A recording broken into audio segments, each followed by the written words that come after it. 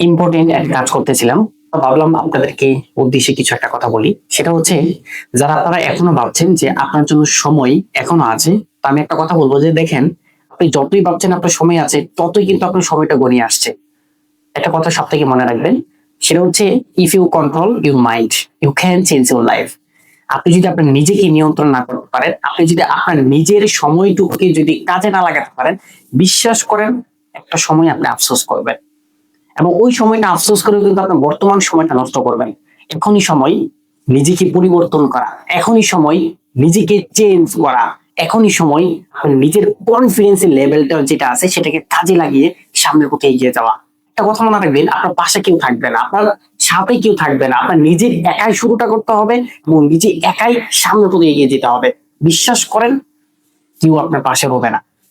একটা কথা আমার প্রায় ম্যাক্সিমাম একটা কথা মনে পড়ে যে দেখেন, আমি যখন বিজনেস শুরু করি, আমি যখন কাজ শুরু করি, তখন আমার পাশে কেউ ছিল না। কিন্তু একটা সময় কিন্তু মানুষ হয়ে গেছে। আপনি যেটা ভালো লাগে সেই কাজটাই করেন, সেই কাজটার মতো ফোকাস দেন। বিশ্বাস করেন, আপনি সাকসেস হতে পারবেন, আপনি সফল হতে পারবেন।